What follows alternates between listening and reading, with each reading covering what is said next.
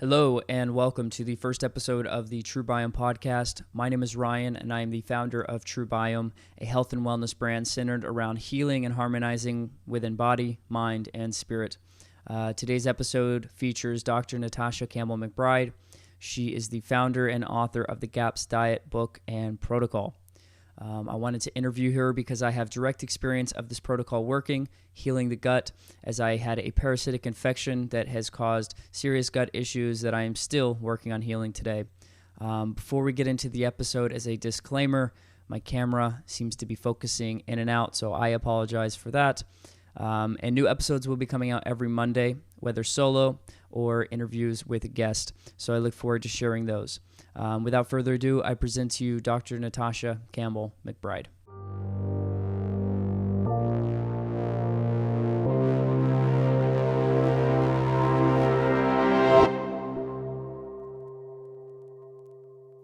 Dr. Natasha, first of all, I want to thank you for coming on.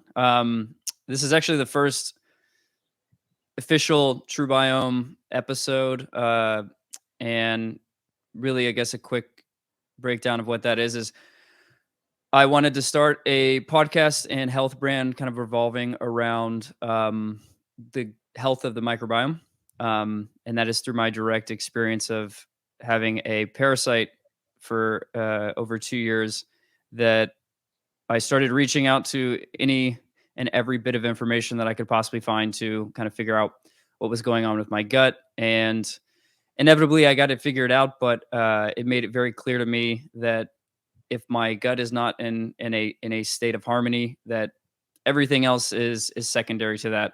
And that's where I discovered the GAPS diet. And that's where I discovered you. And so yeah, why don't we go into, I guess, I know many interviews with you kind of start with what is the GAPS diet, and I know that can be an hour-long explanation at the very least, but I think it's obviously important. So why don't we just start with what is the GAPS diet? And yeah. Hello, everybody. Thank you for inviting me. I'm delighted to be here. So, GAPS. GAPS stands for Gut and Psychology Syndrome and Gut and Physiology Syndrome. There are two books with the same names. Gut and Psychology Syndrome is the yellow book. It came out in 2004. First, this is a second edition. This one focuses on the brain, on the function of the brain. And then there is a second GAPS book, which is called Gut and Physiology Syndrome. That one focuses on the rest of the body, on chronic fatigue syndrome and fibromyalgia and Lyme disease and allergies, asthma, eczema, digestive problems, hormonal problems, neurological problems, arthritis, and all sorts of other physical conditions. So both gut and psychology and gut and physiology abbreviate to the same GAPS in the English language, thankfully. So what we have with it, we have a person with an abnormal gut flora, abnormal microbial community sitting in their digestive system. Recent research has given a name to the microbial community in the human body and has given us a concept that human body is actually a microbial community. There are more microbes in your body than there are human cells. You have microbes in your blood, in your heart, in your lungs, in your brain, in your joints, in your muscles, in your bones, everywhere there are microbes. But the biggest community lives inside your digestive system. It's highly organized in a healthy person with a healthy flora. It's highly organized, it's highly balanced. It's made out of all kinds of microbes, the fungi, protozoa, viruses, bacteria, archaea, all kinds of creatures. And the 2-meter long things too, the long things that we call parasites, worms. They're all present there, they all should be there. And if there is a balanced community, they all control each other. They don't allow any one of them to get out of control and start causing trouble. And as long as they are balanced like that, as long as it is a harmonious, balanced community, it works. Nature works on harmony. Nature works on balance. Problem is, we human beings are very good at creating imbalance in nature, at creating chaos, because the opposite of balance and harmony is chaos. What do? We take antibiotics. Antibiotics are chemicals which usually kill bacteria. These bacteria have been eating and controlling fungi, viruses, protozoa, and all sorts of other creatures in that microbial community in your body. Once you've taken an antibiotic, you've killed a bunch of bacteria or some other creatures, but no antibiotic can kill everything.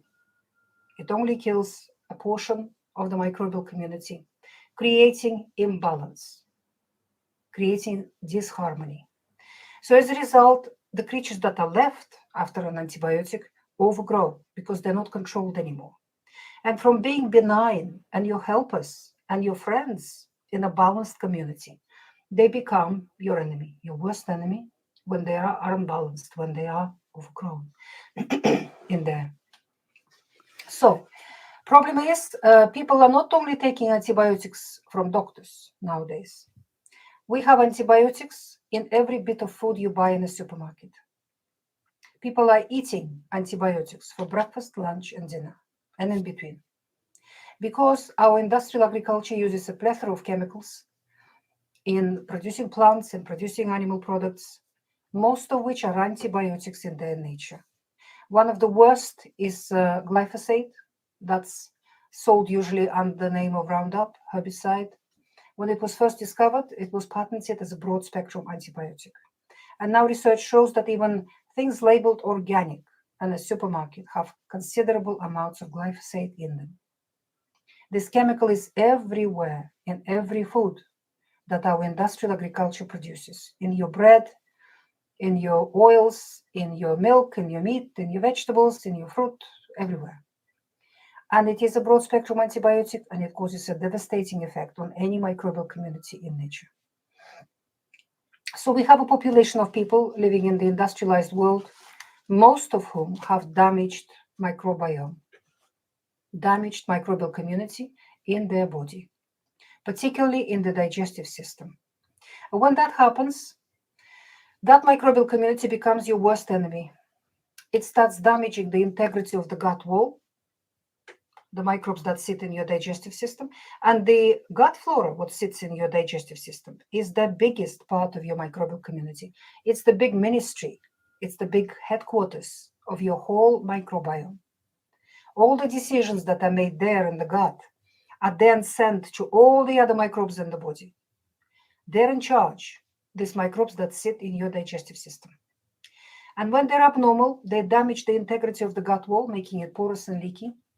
So food starts absorbing undigested through these holes in the gut wall, causing allergies and intolerances in a person. Nothing wrong with food. It's just the food doesn't have a chance to be digested properly before it absorbs. It absorbs undigested. And then the immune system reacts to it in the blood, in the lymph. And wherever this complex of undigested bit of food, with all the immune cells around it and other immune elements around it, wherever this complex gets to, it will cause symptoms. It will cause problems in your body. On top of that, these pathogenic microbes in your gut convert food that you eat into millions of poisons, poisonous chemicals. These chemicals also absorb. Your gut becomes a major source of toxicity in the body. And these toxins are distributed all over your body. Wherever they get you in your body, they will cause disease. If they get into your brain, they will cause mental illness, learning disabilities in children, from mild to very severe, all the way to schizophrenia or epilepsy they can cause. If they get into your lungs, they can cause asthma or another lung disease. In your heart, they will cause atrial fibrillation or something else wrong. If they get into your skin, they will cause eczema, psoriasis, various rashes, itchy, dry skin, and so on. If they eliminate it through your urine, they damage your kidneys, they cause chronic cystitis, these chemicals. Wherever they get you, they get into your joints, they cause arthritis, all kinds of forms of arthritis. So our medicine has come up with many, many diagnostic labels for chronic illnesses, all kinds. But from my point of view, they are all gaps, because all diseases begin in the gut. Mm-hmm. That's the father of modern medicine, Hippocrates, has made that statement thousands of years ago. And today we absolutely 100% agree with him. All diseases begin in the gut. We're talking about chronic diseases, of course.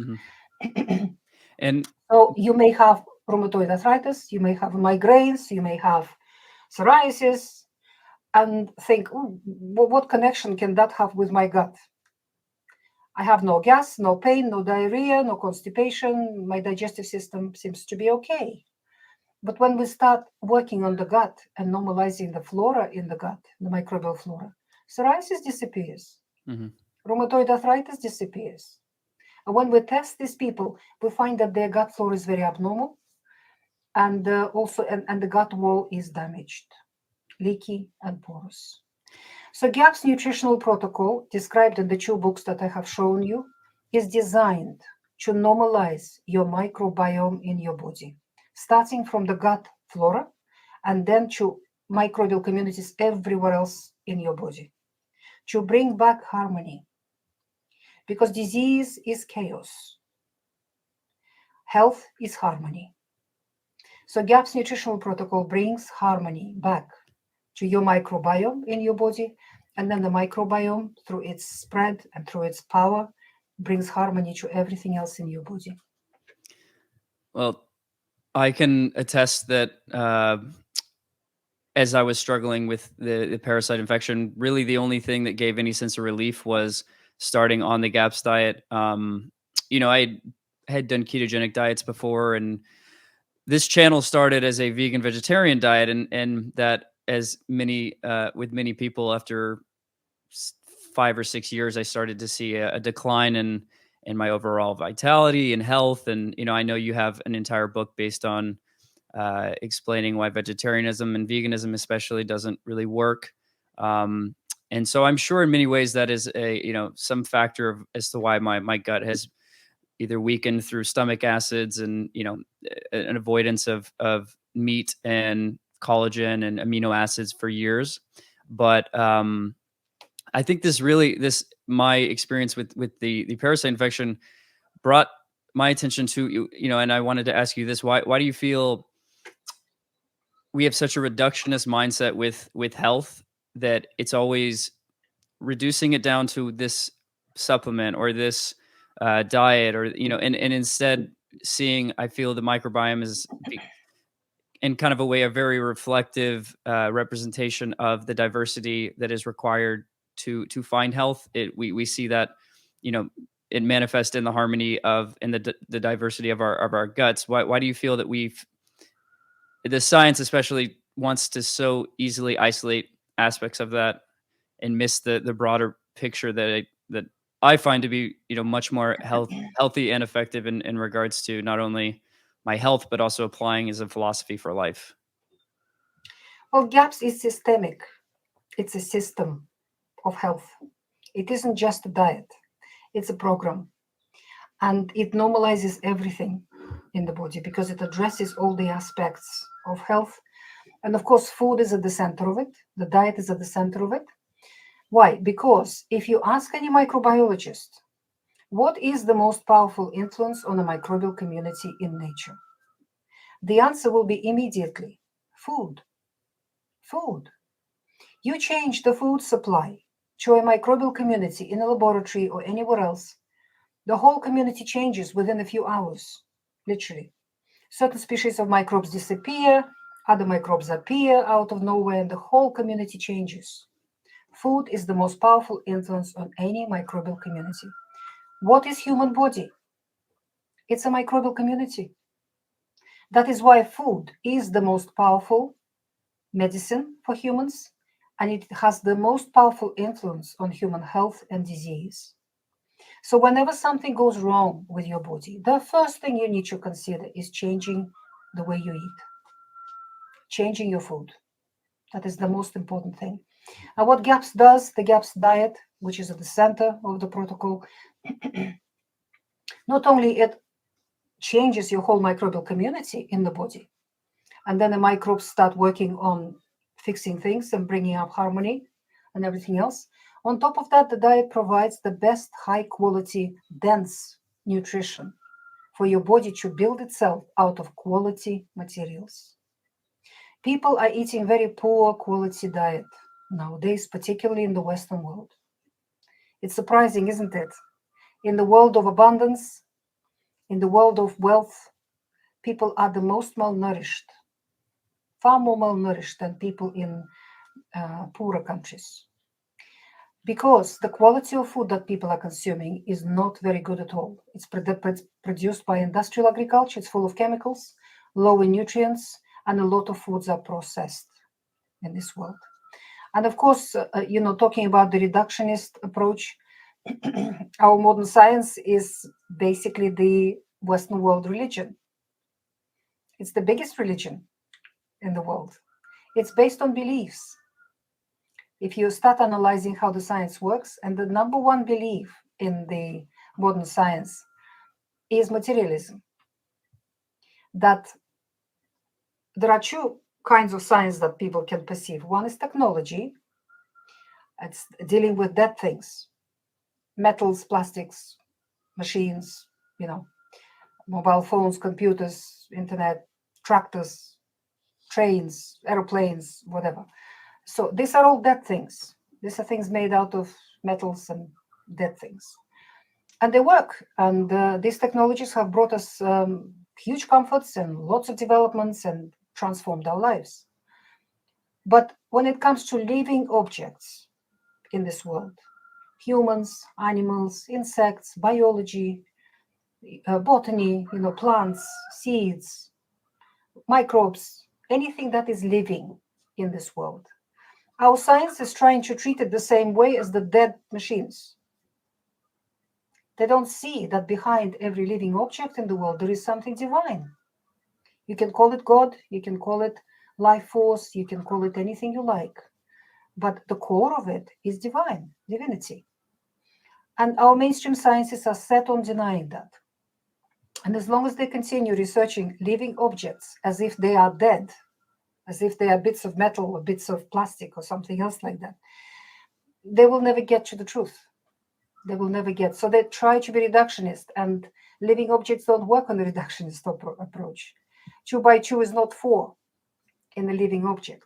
2 by 2 is much, much more than that, because there are all sorts of effects coming into play when you put two things together. So you can't just break things into smaller and smaller parts and research them and study them that way. So here we come to the mainstream medicine. Mainstream medicine is based on this materialistic approach, on the idea that human body is kind of a machine, and we can treat it like a machine and deal with it like a machine on the reductionist approach. And that's how the doctors are trained, unfortunately, in this world. And of course, we all know that mainstream medicine is controlled by the pharmaceutical industry. So doctors are directed into selling drugs. And they're trained very much to consider everything, any other alternative, to be quackery, to be ineffective, and not worth any effort, such as diet, herbs, homeopathy, acupuncture, emotions, thoughts, spirituality, all of those aspects of the human health. But of course, there is a place for all forms of healing in the world. Mainstream medicine is very good at dealing with emergencies, life and death situations. If you got hit by a bus, God forbid, you will need mainstream doctors, mainstream medicine, because they can really save your life. They train to do that. They know how to do that. But then after that, it is your own body that will have to heal itself. When it comes to chronic degenerative conditions, the mainstream doctor cannot really help you. First of all, mainstream doctors are not allowed to know what causes these diseases. They are guarded very carefully from having that knowledge. And secondly, all they can do for you is suppress symptoms to make you feel more comfortable. So they can give you a painkiller. They can give you something to stop inflammation, to stop temperatures, to stop swelling, to stop other symptoms. But what are symptoms? Symptoms are the language that your body uses to communicate with you, that you are damaging it, that your lifestyle is wrong. You're doing something wrong and you're damaging your body, you're causing disease. So the body communicates to you that you're damaging me through giving you pain, giving you inflammation, giving you temperature, giving you lack of energy, giving you swelling or itch or rash or something else. But if you then go to a doctor and take a pill to stop the pain, a pill to stop the inflammation, another pill to stop the rash or the temperature, what you're doing, you're telling your body to stop calling for help, stop talking to you, and suffer in silence. The disease will not stop. It will continue in your body. It will continue destroying your body, but this time silently, without you being aware of it, because you are suppressing symptoms. For some people, that's what they want. They're perfectly comfortable with that approach, so that's their choice. But there are people who would like to get to the root cause of their disease, of what's happening to them, and actually get rid of it. So for those people, going to a mainstream doctor with chronic disease is a waste of time. The first thing you need to do is change what you eat, change your diet. There is lots of information. There are lots of wonderful books written, lots of blogs, lots of information online. We live in a world of abundant information. So there is no point to be ignorant in our world.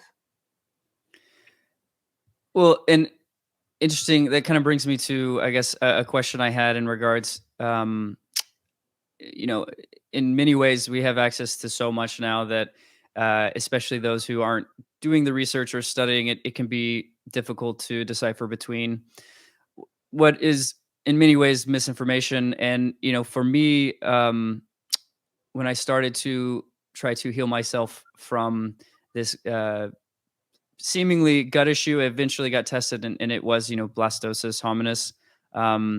I was looking into gut health, and obviously, I'm sure, as you know, the first thing that really comes up is fiber, fiber, fiber. And I learned the hard way that the fiber and probiotics, isolated probiotics, really only made the symptoms and the issues worse.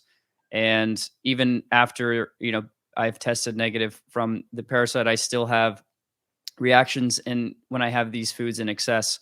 Why do you feel the obsession with fiber, as I understand, does feed, you know, friendly gut bacteria, but it seems to very well feed the bad.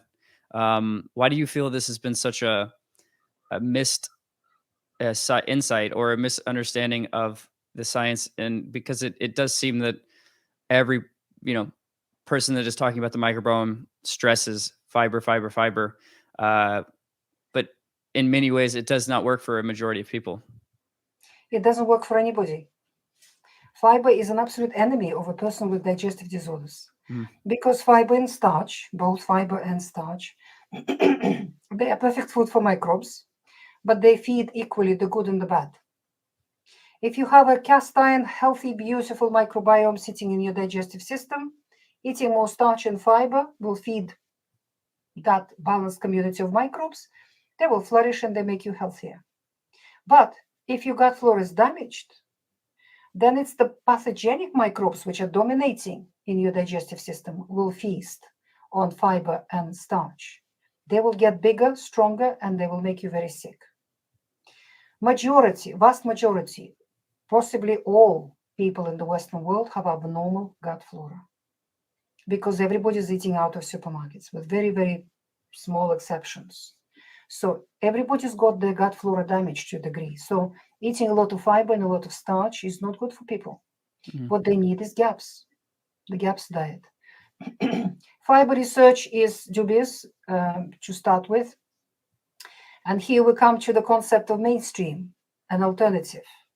You see, the mainstream and the alternative. GAPS is not mainstream. It has nothing to do with the mainstream. The mainstream has everything to do with the mainstream science, mainstream medicine, mainstream understanding of the biology, zoology, physiology, and everything else.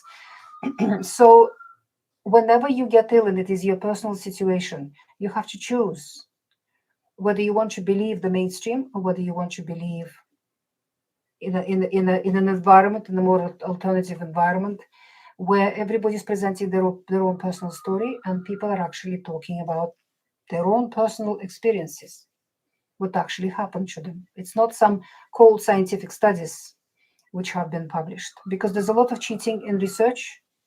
And there's a lot of questions to how research is conducted. And the whole mainstream, as you know, is run by the 1% of humanity, whose interests are far from your health. So people need to understand that. Is this information mainstream or is it not? Mhm. Can I trust it or can I not? Because the internet is a huge ocean of information. You can get drowned in it very easily. There's a lot of false information there. And I think also that's partially what drew me to looking more into the gaps. Is again, it was more of a it's not just a diet; it's a harmonious kind of it's a philosophical way of seeing. And I found it, it's funny that in many ways it's as simple as it gets. It's going back to meat stocks and things that are as simple as food can be, and that we want to overcomplicate it so much.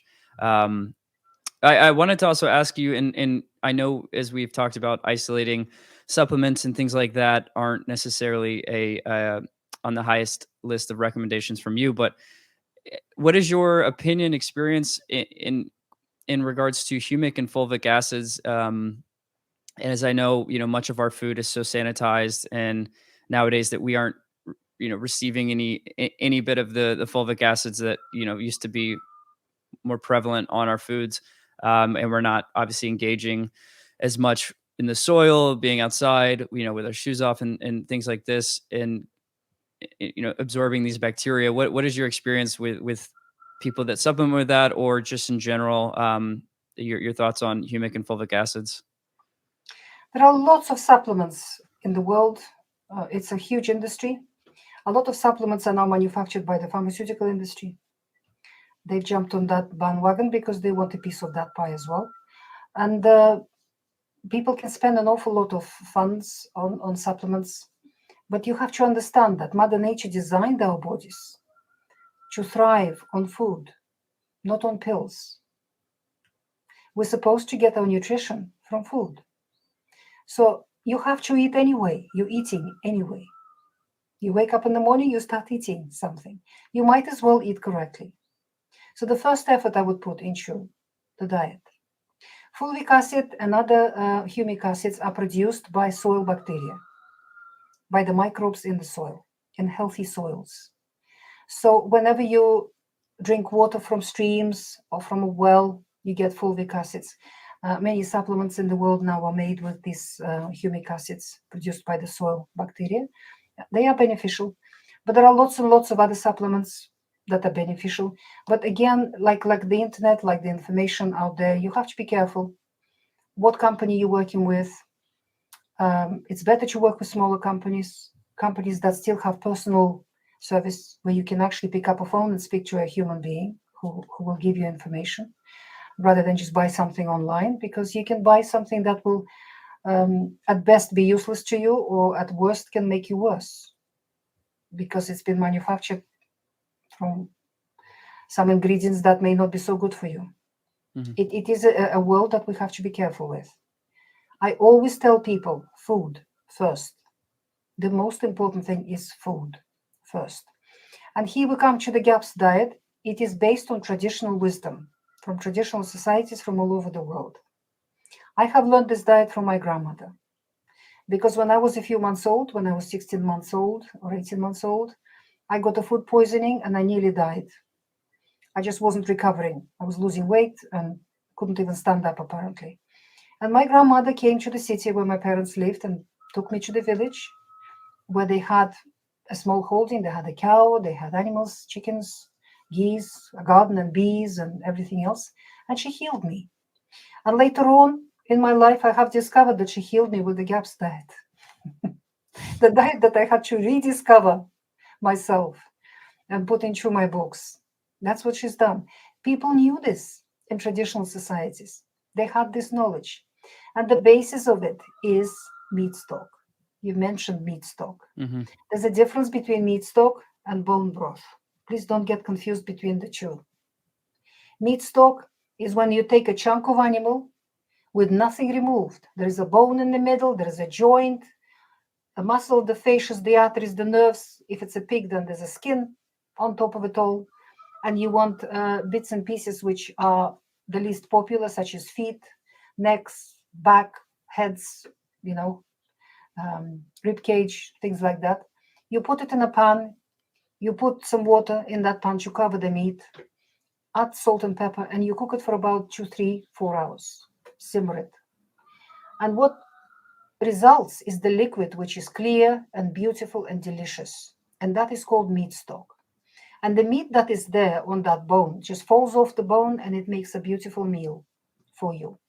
Then you can take a portion of that meat stock, add some vegetables to it, cook for about 20 minutes until vegetables soft, and you've got soup.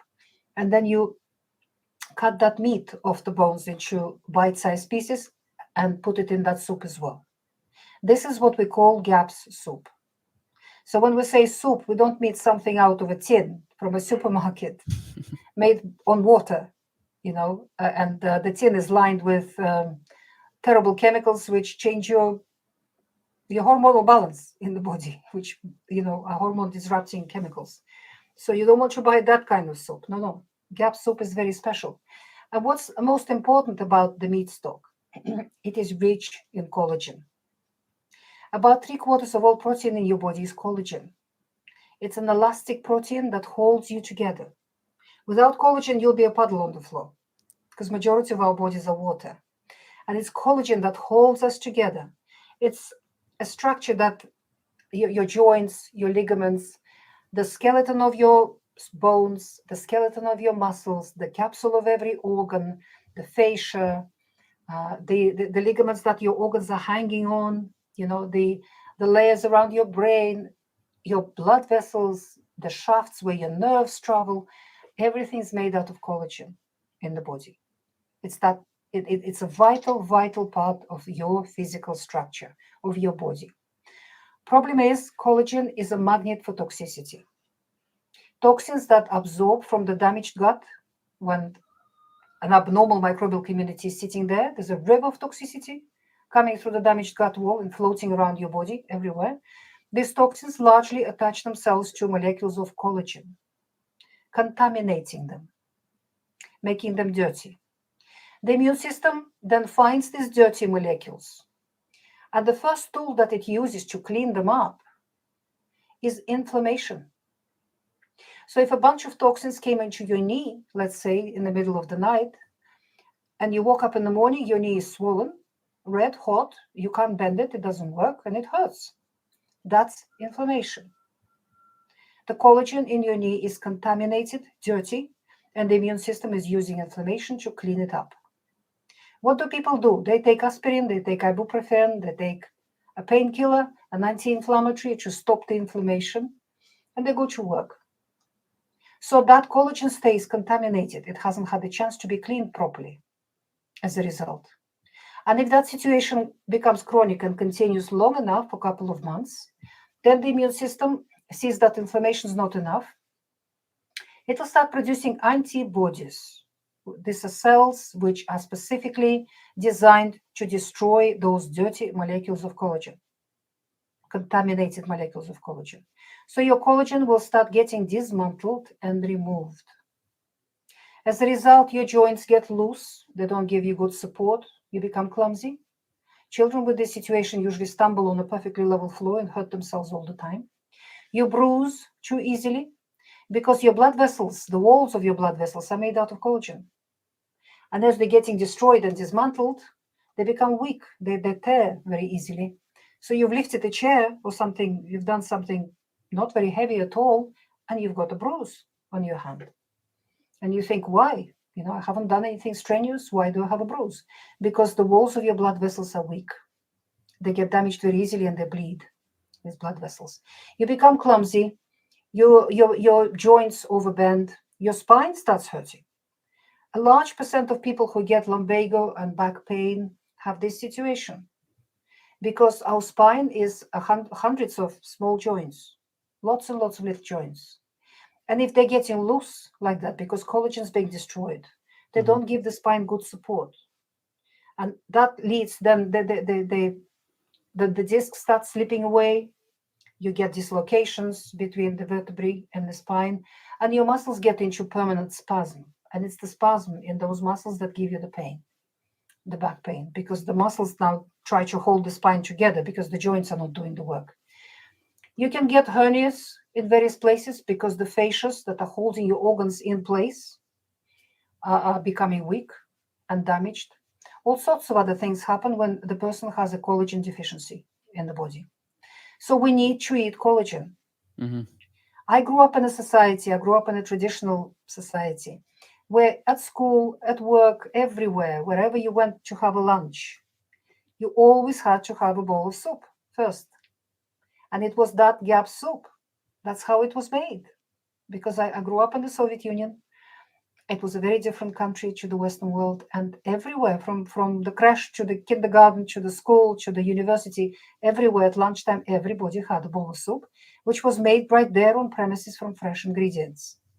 And every cook who served you always said, a bowl of soup every day, without fail, no choice. And that's what every traditional society used to have, because you have your helping of collagen with that bowl of soup to maintain the physical structure of your body. It's the most essential thing to eat. In the Western world, this culture has been lost. People are not making soup anymore. They think that if they took a bowl of water, threw a few vegetables in there, cooked them, and that's soup. No, it's not. The most important element of every soup is the meat stock and the gelatinous meats that you made this meat stock with, and which you then eat with that stock and with the cooked vegetables in it.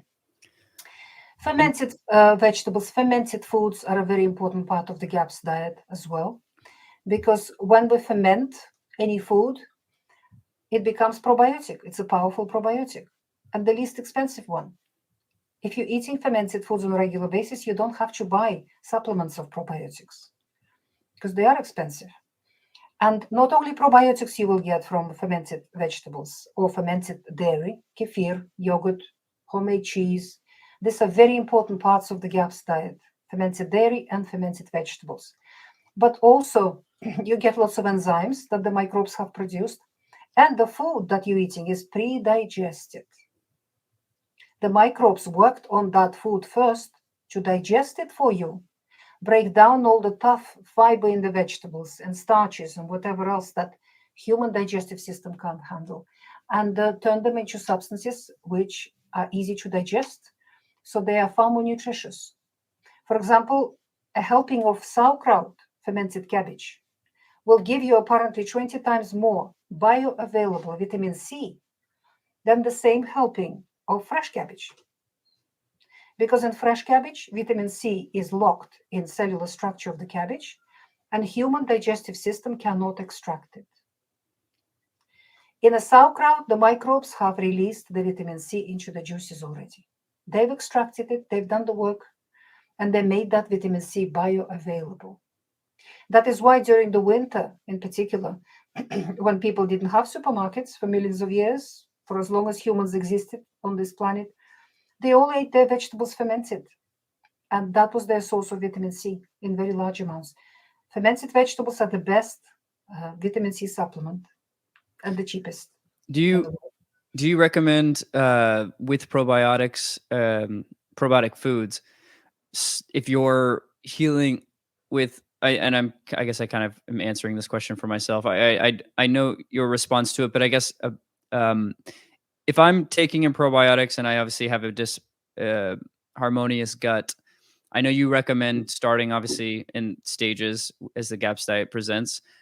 Why is it that we can become almost loopy or drunk if we have an upset gut or disharmonious gut and we take a large amount of probiotics or something along those lines? What physiologically is happening there? Because I've experienced that firsthand, that I would think, okay, probiotics are healthy, I should just start running through them, and then I almost feel it's almost a sense of feeling high or drunk, not in a good way, very loopy and unable to concentrate. What is exactly happening there? That's a die-off reaction. Mhm. Die-off reaction or Hertzheimer reaction, to be more scientific. What happens? These good bacteria, these good microbes that you take in a probiotic or with the fermented foods, they start killing off the pathogens in your digestive system. These pathogens die and they release toxicity. And these are the toxins which gave you your individual illness, gave you your individual symptoms. So if you suddenly take a large dose of a commercial probiotic, or suddenly start eating large amounts of fermented foods without easing into it gradually, slowly, starting from 1 teaspoon a day, seeing how you react, and then gradually increasing your amount per day. If you do that suddenly, you suddenly kill a lot of pathogens. They release a lot of toxins, and these toxins can make you very ill. Very, very ill. And if you have yeast overgrowth in particular, and majority of people do, because yeasts are fungi, maybe some people pronounce. So fungi are the basis of every microbial community in nature. Our bodies are full of fungi. They have to be there because we are a microbial community. They're the basis. But they have to be balanced with other microbes. They have to be bacteria there because bacteria eat fungi and control their proliferation. They keep them in check. When you kill off bacteria with antibiotics and agricultural chemicals that you eat for breakfast, lunch, and dinner with your food, then fungi are not controlled. They proliferate, they overgrow in the body. And they convert all starches and carbohydrates, sugar, bread, pasta, bagels, sandwiches, biscuits, cakes, soft drinks, breakfast cereals, anything like porridge, anything like that, they convert into alcohol through a process called alcoholic fermentation. That's what fungi do. So you become drunk. And then as soon as this alcohol gets to your liver, the liver converts them into acetaldehyde. It's the first metabolite after alcohol processing. And that is a nasty chemical that gives you hangover.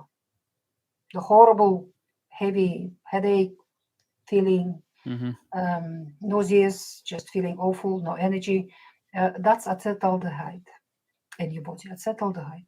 So that's why people feel heavy and foggy brain, and they can't think straight, and they can't study, and they don't remember things.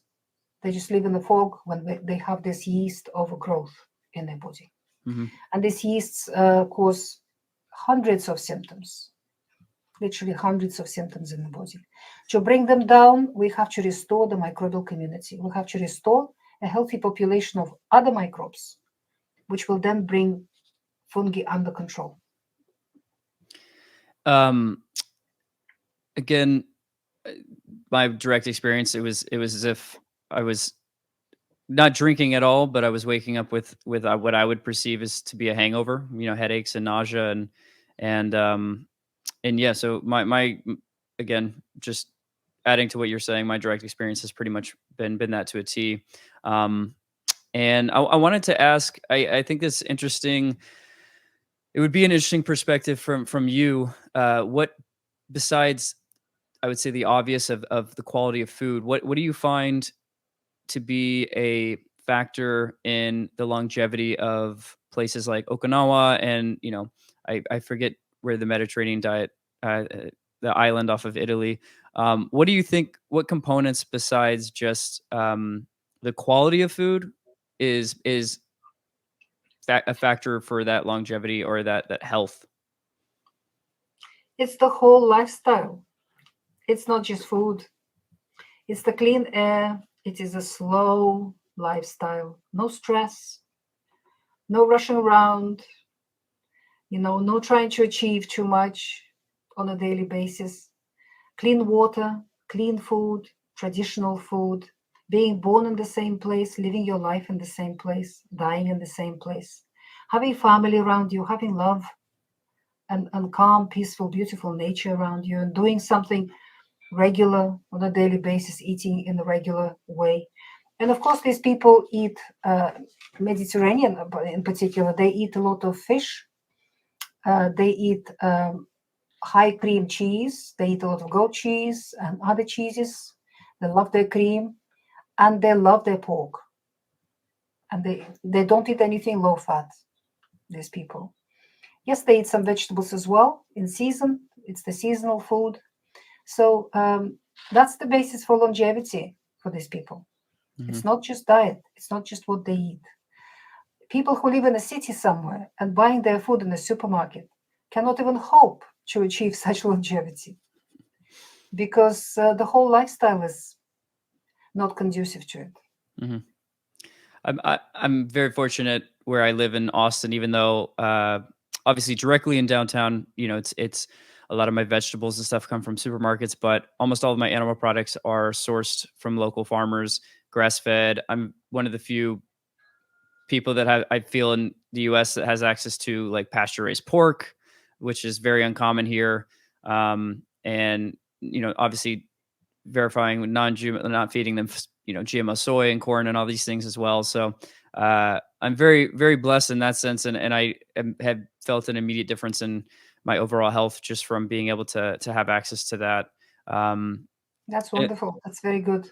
it's Very a good. blessing. And Mhm. I didn't want to keep you for too long. But I did want to ask, you know, I tend to be more philosophically inclined, and it's always been a fascination of mine, and I do resonate very much with, even if it's not intentional, kind of the philosophy of gaps and what it can do. And so I always like to, I guess, present a question of how do you feel without being obviously too lovey-dovey and romantic about it.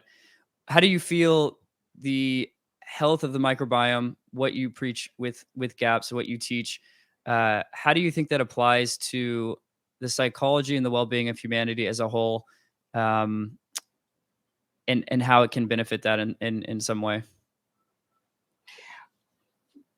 With psychology, what people need to understand that the brain is a physical organ. It needs food and it needs to be clean, not intoxicated. Every mental illness, all learning disabilities in children, all so-called psychological problems are gaps. I'm 100% sure of that. People say, oh, it's stress. Oh, I've been mistreated, or something else.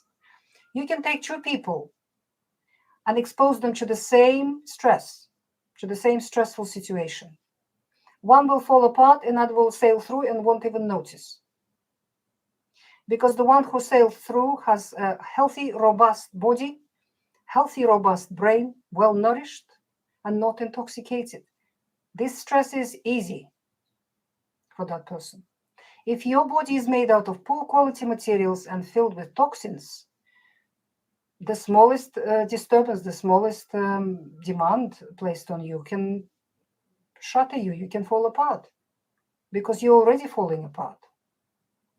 Gaps will make your body strong, robust, your brain strong, robust. You'll be able to take the amount of stress you can't believe and have a cool head and deal with it appropriately without falling apart. No nervous breakdowns in the GAPS community. These people are positive, they're happy, they just have healthy emotions, they smile. These people, they're productive, they're creative. You start living when you restore your body to the way it should be. Our birthright to have good health, 100% radiant, robust health. That is our birthright.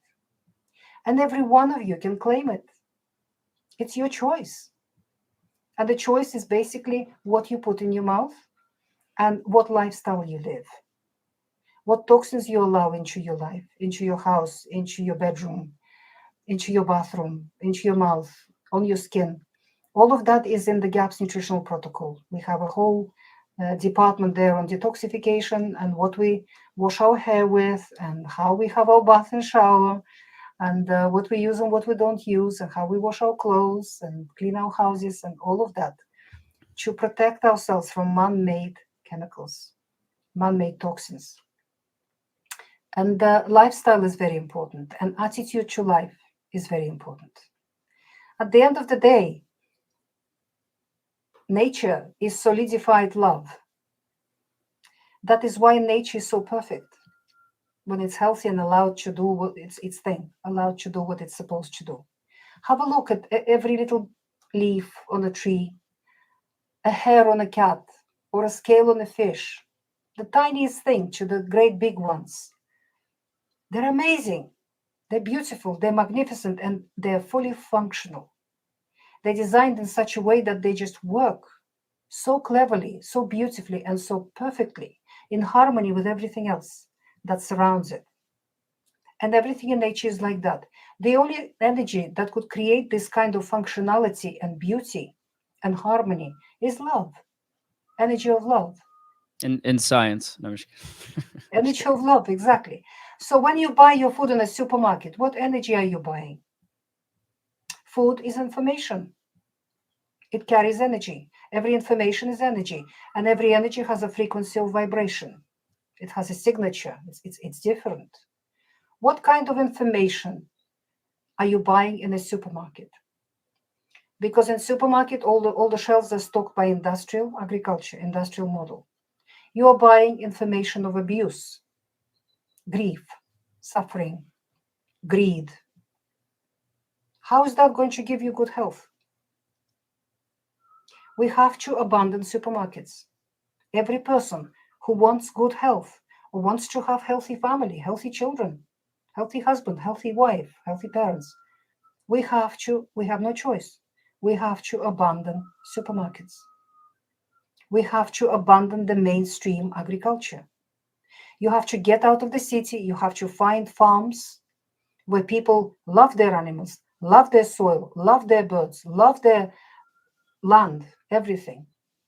They're good people. There are no bags of chemicals lying about. There are no refrigerators full of antibiotics and steroids that they inject into their animals.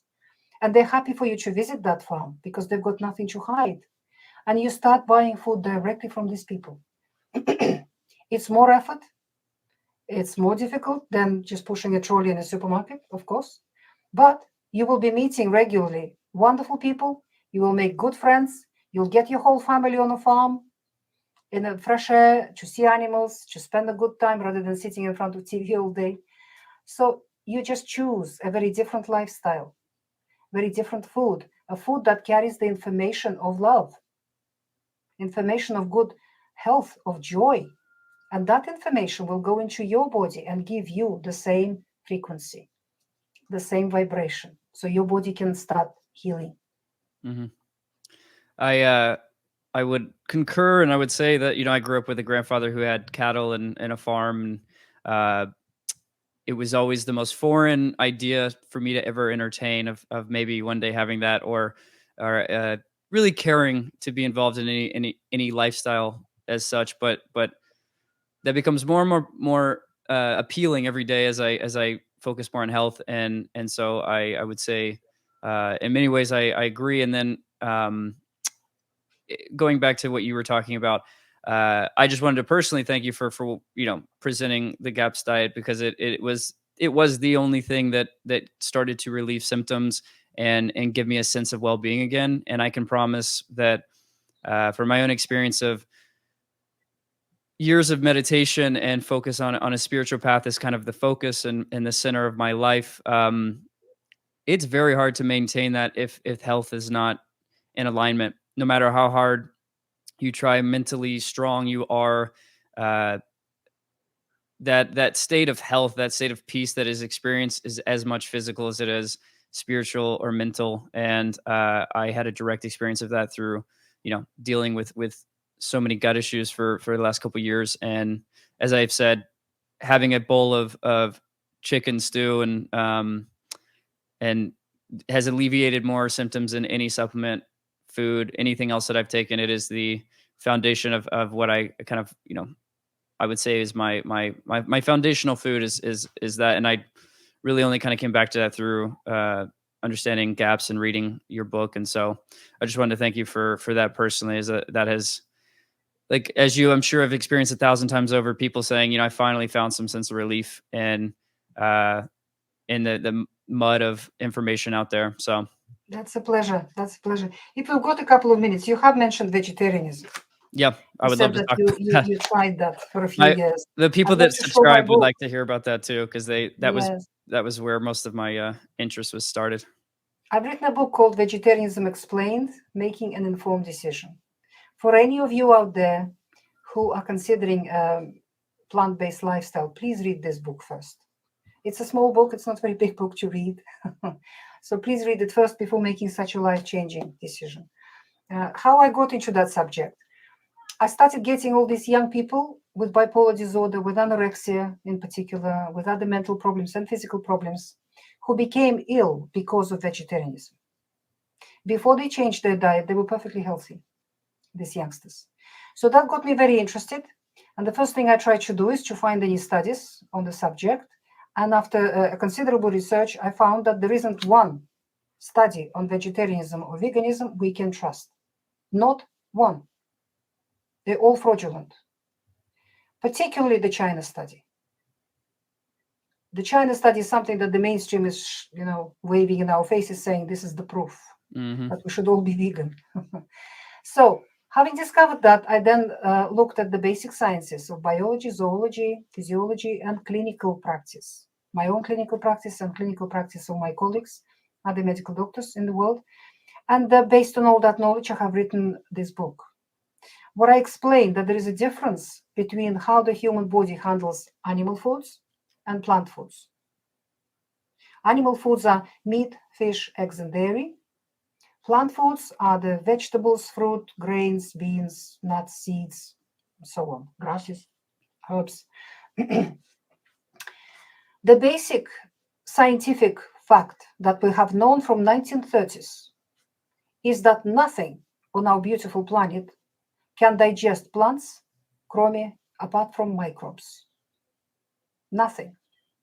Only microbes are capable of digesting plant matter. Mother Nature used this fact in creating the digestive system of a cow, or a goat, or a giraffe, or a deer, or an antelope, or another herbivorous animal. Mother Nature gave them several stomachs, enormous stomachs, full of microbes. So when the cow swallows a mouthful of grass, it's that microbial community in her 3 enormous stomachs, called the rumen, that digest the grass for her. She's not digesting grass herself. It's the microbes that do that work for her. We human beings do not have a rumen. We have one small stomach which produces hydrochloric acid. The acidity can be below 1 pH when we're hungry. Very hostile environment for microbes. That is why a healthy human stomach is virtually devoid of microbial community. There are very few microbes that survive in there. So that makes plants indigestible for human beings. Hydrochloric acid, however, pepsin and other elements of human stomach acid, human stomach juice, are perfect for digesting meat, fish, eggs, and dairy, animal foods. So these are the only foods that can truly be digested by human beings. Plants are indigestible. They just sit in your stomach, not doing much. And then this whole mixture gets passed into several meters of intestines, where absorption of food happens. And the only things that can be absorbed properly are things that have been properly digested. And that's again only animal foods. Plants do not absorb in the intestines. They contribute some juices, they contribute some colors, some vitamins maybe, some minerals, some elements, but the bulk of what your body is made of, the physical structure that you live in, is made out of protein and fat and water. About 70% to 90% is water. When you remove water out of a human body, what's left, the dry weight, is about 50-50 protein and fat. When we analyze human protein and human fat in a lab, we find that in their biochemical composition, they're almost identical to proteins and fats we get from meat, fish, eggs, and dairy. Plants have plenty of fats and plenty of proteins. The most researched protein is gluten. Many people are intolerant to it. In fact, the more we research gluten, the more we find that everybody is intolerant of gluten. It's just some people react worse and other people don't react that much. So plants have lots of proteins, lots of fats, but their biochemical composition is inappropriate for building our protein and our fat, for building our physical structure.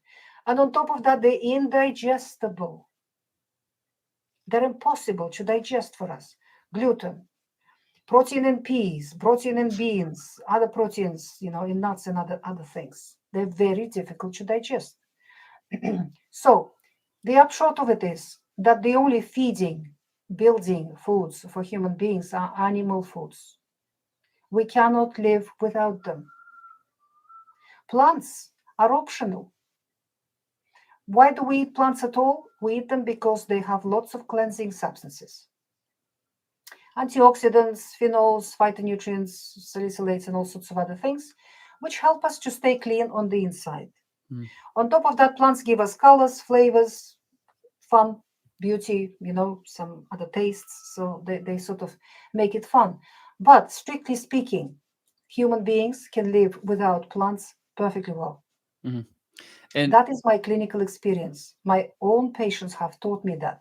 I have a growing population of patients with severe digestive problems, severe mental illnesses, severe allergies, who have been living on a no plant GAPS diet for years. Bushy-tailed, bright eyes, healthy, doing very well. mm-hmm. So it's these patients that taught me that human beings can live perfectly well without eating any plants at all. We do not need them, strictly speaking. But we cannot live without animal foods. So veganism, a form of vegetarians where they eat only plants, where they avoid all animal foods, is not a diet. It is a fast. It's a form of fasting. I have a chapter on fasting in this book, which explains different forms of fasting. You can fast just on water. You can drink juices. There are several different varieties of Mm-hmm. fasting. And veganism is one of them. It's a form of fasting. Fasting can be very beneficial because it cleanses your body on a deep level, but nobody can fast forever. Mm-hmm. At some point, you need to start eating.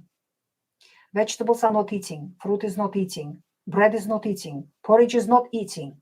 That's cleansing. All of that. And what happens in these vegans that in the initial first 2-3 weeks or so, they feel better because they're cleansing and a cleaner body feels better than a toxic one. But then at a certain point, their body finished cleansing and it gives them a signal. I finished cleansing, feed me now, I'm hungry.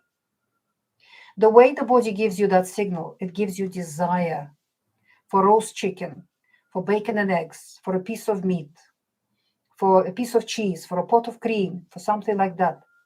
Unfortunately, many vegans in our modern world are doing it for political reasons, emotional reasons, religious reasons, or other reasons.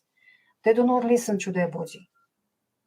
They do not feed it when it's asking for food, and they force it to continue cleansing.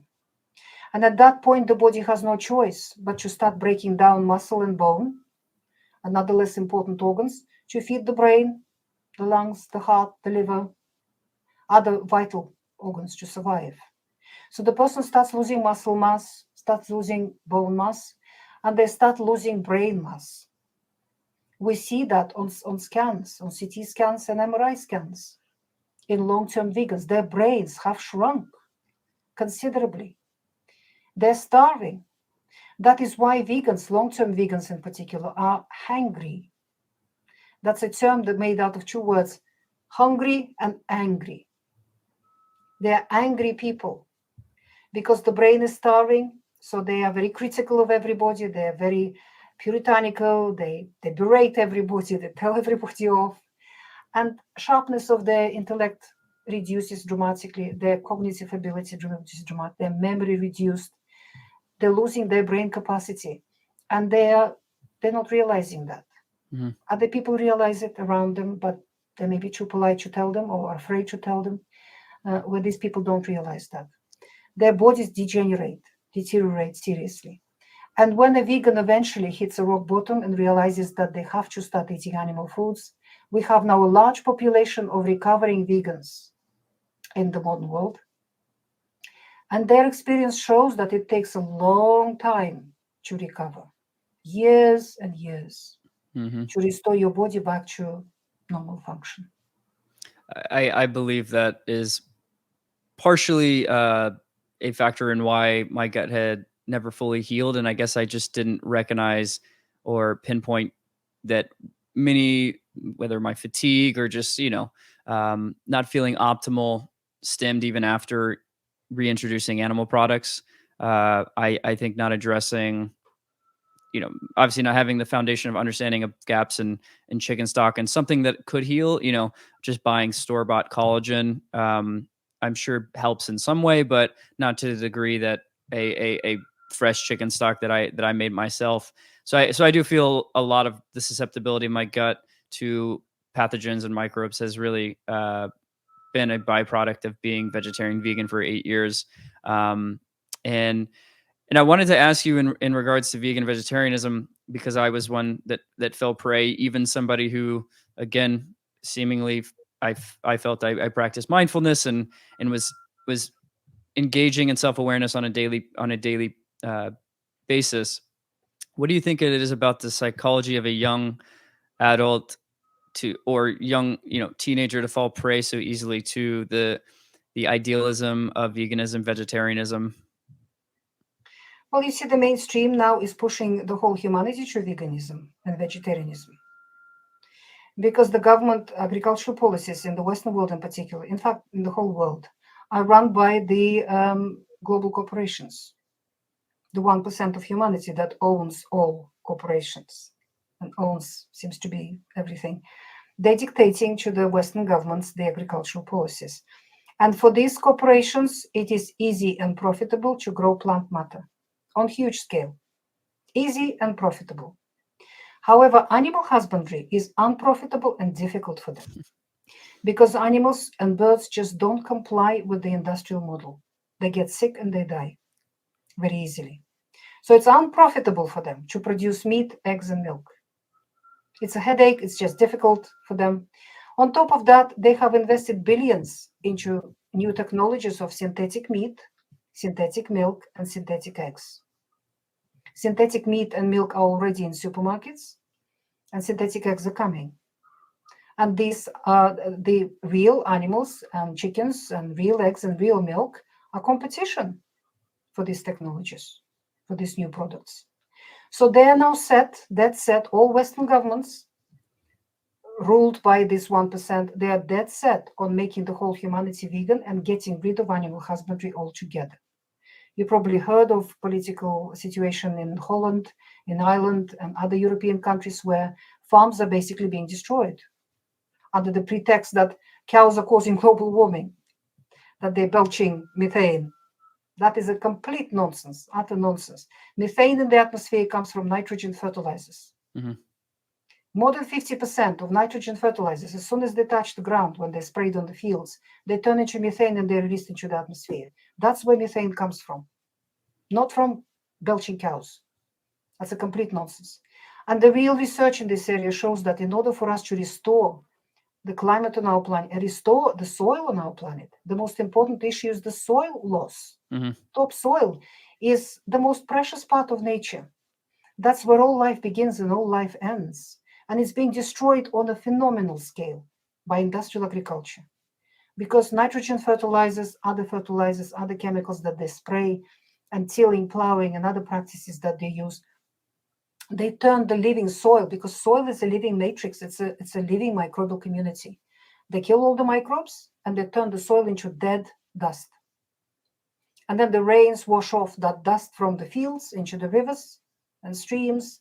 We are losing enormous amounts of topsoil on our planet.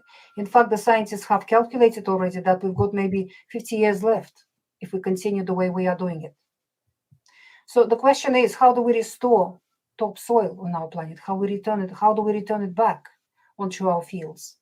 The only way to do it, the way Mother Nature did it, the way topsoil appeared on this planet in the first place. Where did it come from, topsoil? It was created by enormous herds of bison, deer, antelope, zebra, cows, and other herbivorous animals. You know, when the first Europeans came to the American continent, the herds of bison that they saw in the whole country stretched to the horizon. They were impossible to count, literally, hundreds of millions heads. They were all slaughtered, and these are the animals that covered the whole continent of America in rich, beautiful topsoil. They created it from their excrements, from their manure, from their urine, and from the way they interact with the grassland, the way they use the grasses. It's a complex process of how the soil is created. So we can do it again. So in order to restore our planet, to save our planet, the last thing you want to be is a vegan or a vegetarian. But that's what the propaganda tells you, coming from the 1% of humanity, from the global corporations. That's their propaganda. And their propaganda is very cleverly crafted, professionally crafted by professional psychologists, pressing on emotions, pressing on ignorance, pressing on naivety. That's why young people fall prey to this easier than other people, perhaps. And the last thing you want to be is a vegan. We need to eat more meat and demand more meat, not synthetic stuff, real meat. We want more milk. We want more eggs. The more animals and birds we have on our pastures, they have to be on pasture. They have to be under the sunlight, creating topsoil for us. And if we graze them correctly, they have to be moved all the time. It's all been worked out. Good farmers in this world, good scientists, they've worked it all out. The formula is all known, how to restore topsoil on the planet. But we need a million times more heads of cattle, sheep, pigs, chickens, turkeys, other birds and animals in order to recreate topsoil on our planet and restore the climate on our planet. I describe all this in this little book.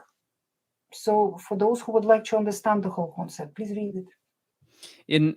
I have not read that book, but I did watch about an hour and a half interview of you kind of breaking down the book and explaining that. And that was one of the, I would say, even before I actually didn't even know about the GAP site, I had just seen that video. And that was one of the first videos that really kind of solidified my decision to move on from eating a vegetarian vegan diet.